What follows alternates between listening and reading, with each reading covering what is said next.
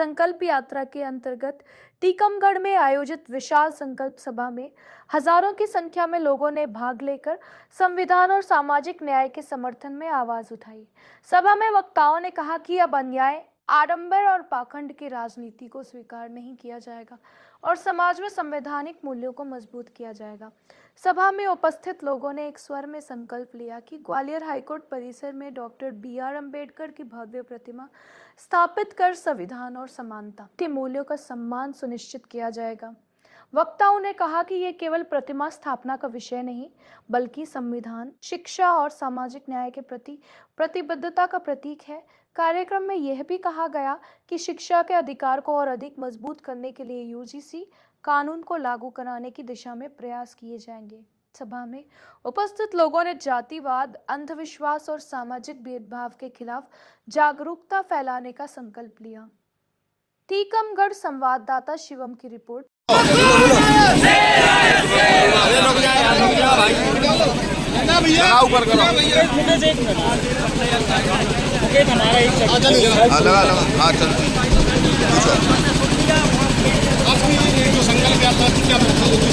देखिए, ग्वालियर हाईकोर्ट परिसर में बाबा साहब अम्बेडकर की स्टैच्यू का जो विवाद चल रहा है, सत्ता के संरक्षण में कुछ मनुवादी सोच के लोगों ने बाबा साहब की स्टैच्यू का विवाद किया, बाबा साहब का अपमान किया।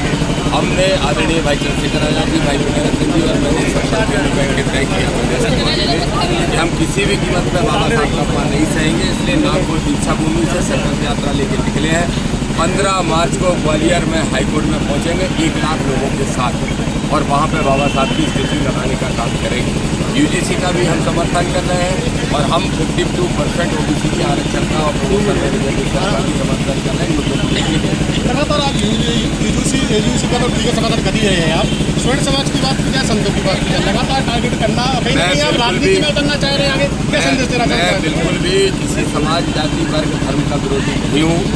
मैं फिर भी कहूँगा, जिस सवर्ण समाज की आप बात कर रहे हो, जनरल वर्ग की, जनरल वर्ग में बहुत सारे मानवतावादी लोग हैं।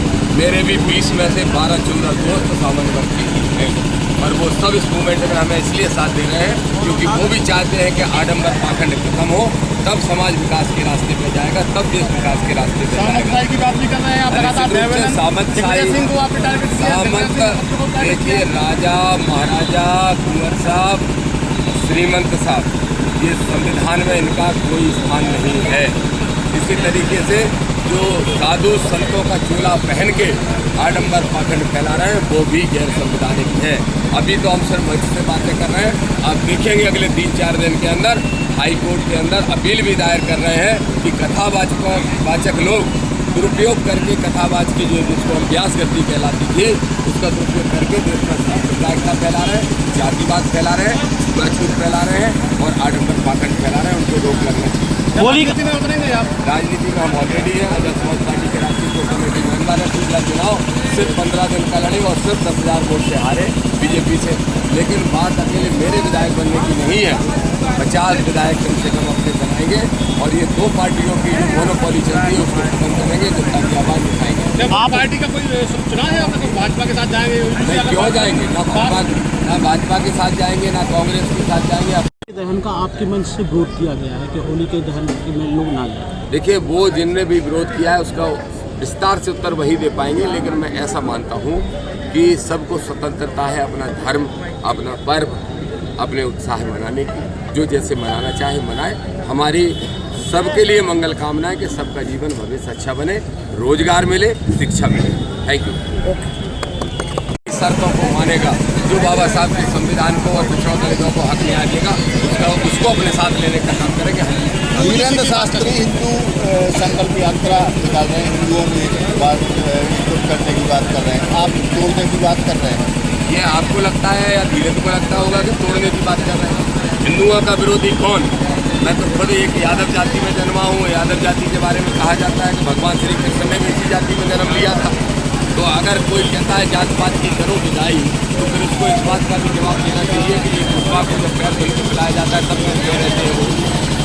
अपनी श्रेष्ठता भर सिद्ध अगर करना है तो हम उनकी पोलें खोलेंगे। लगातार OBC ने भी ऐसे मुद्दे उठाए थे। OBC को मुद्दा उठाकर जनता को एक किया था, कहीं ना कहीं सरकार को झुकना पड़ा। बाद में वो नेता बने, इसके बाद में कहीं ना कहीं जो OBC का मुद्दा है वो बस्ते में डाल मुझे दिया नहीं गया। मालूम आप जिनकी भी बात कर रहे होंगे, लेकिन हम वैचारिक रूप से संविधानवादी और अम्बेडकरवादी, ये कॉम्बिनेशन बहुत खतरनाक होता है कि कृष्ण का वंशज और अम्बेडकरवादी बन जाए तो फिर समझ लीजिए वही वाली स्थिति बनती है जो कभी उत्तर प्रदेश में बनी थी कि मिले मुलायम कांसी राम और एक नया राजनीतिक समीकरण बन गया था। आदरणीय भाई चंद्रशेखर आजाद जी के साथ दामोदर खड़ा होगा तो एससी और ओबीसी मिलके एक नई ताकत बनाएंगे देश में राजनीति। अगर यूजीसी कानून लागू होता है तो उनका आप समर्थन भाजपा में समर्थन करेंगे फिर? नहीं, मैं किसी पार्टी का समर्थन नहीं करते, हम नीतियों का समर्थन करते हैं। अगर गलत अम्बेडकर को आगे निकली, अम्बेडकर का सरनेम निकली तो हम कहने लगे नहीं है असली है, असली है, असली है।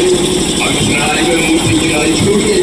जो मैं मुद्दा था उससे छटकाने का काम या तो भारतीय जनता पार्टी करना चाहती है या आरएसएस करना चाहती है या उनसे जुड़े संगठन करना चाहते हैं। तो दामोदर यादव जी का मुझे कहने आया है मेरे भाइयों कि 14 मार्च के पहले क्या तो मोहन यादव जी की सरकार सुन लो, मोहन यादव, मोहन यादव सुन लो, तुम मनवादी यादव हो लेकिन डंके की चोट पर तुम्हारा अक्षर तो नहीं दे पाए। तुम्हारा डंका जाने का फूट गया जो ओबीसी को दे रहे थे, लेकिन दामोदर यादव डंके की चोट पर कहता है सुन लो मनवादी यादव, ये अम्बेडकरवादी दामोदर हम लोग यात्रा लेके जा रहे हैं। ये यात्रा का आज का आखिरी दिन है। आज जो यात्रा हमारी चल रही है ये वाहन से जो चल रही है, गाड़ियों से जो चल रही है, उसके लिए ये आखिरी दिन। इसके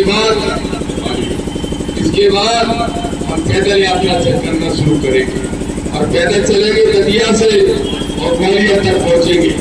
रोज 15 किलोमीटर पैदल चलेंगे। हम आपसे भी अपील करते हैं, अगर बाबा साहब को मानते हो, अगर भारत का संविधान का सम्मान करते हो, अगर दामोदर से 2% भी लगाव है, अगर अपना नेता चंद्रशेखर आजाद को मानते हो तो रोज दतिया ग्वालियर चलने का काम करोगे कि नहीं करोगे? हाथ उठाओ। पैदल चलना पड़ेगा, पैदल 15 किलोमीटर रोज चलोगे? चलोगे रोज 15 किलोमीटर। देखो हम मेहनत कश लोग हैं, कोई किसान का बेटा है, कोई मजदूर का बेटा है, हम तो पैदल चल लेंगे। एक बाबा निकला था यात्रा में, बाबा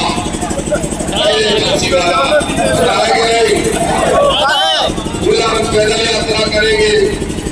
तीसरे दिन बुखार चढ़ गया, बीमार हो गया और बुखार के बाद डॉक्टर की गोली लगी।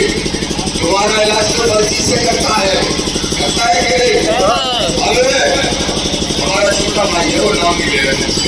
तुम लोग याद से क्या नाम है? सामने से बताते हैं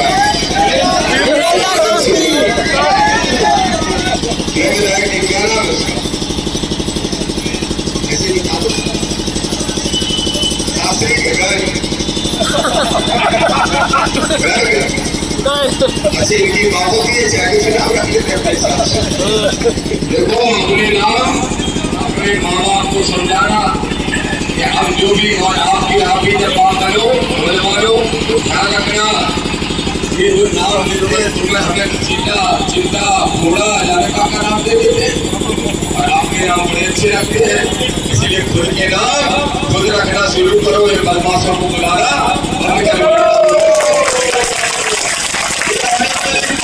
की दुकान बंद करेंगे, चुनौती से कह रहे हैं। और ये जो बुंदेलखंड क्षेत्र है बढ़िया यूनिवर्सिटी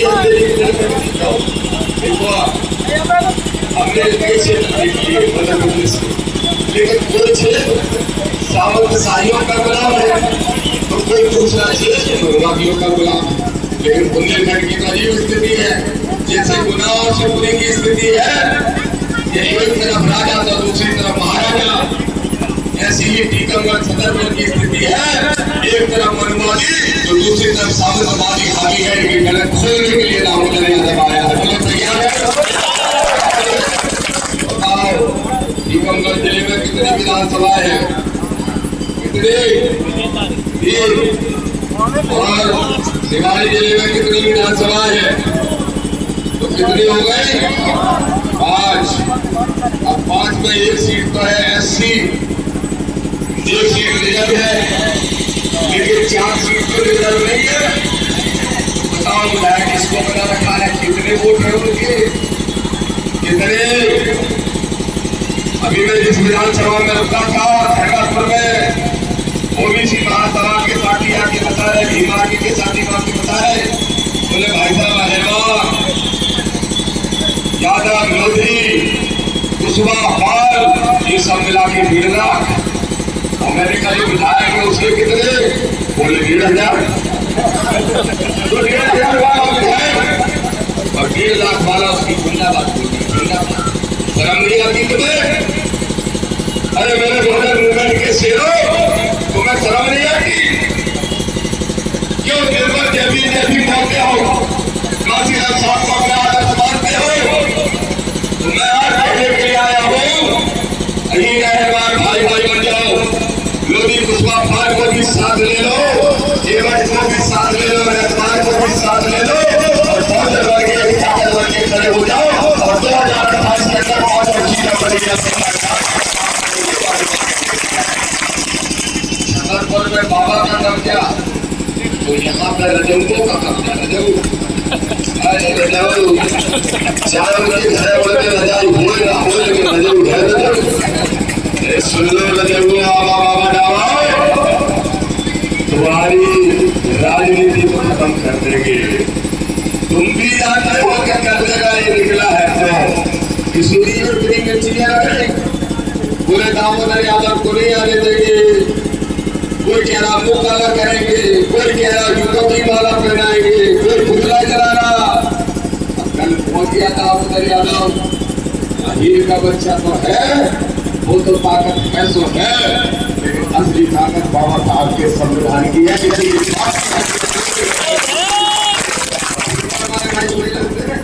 ठीक कहा, बिल्कुल ठीक कहा। की रक्षा सुरक्षा, सुरक्षा की बात करते हो, क्या कहते हो? बैन कर दोगे, प्रतिबंध कर दोगे? अरे तुम क्या हमें बैन करोगे? तुम जिस दिन बैन हमें करोगे उस दिन हम तुमको देश से बाहर निकाल के बड़ी छोड़ जाएंगे।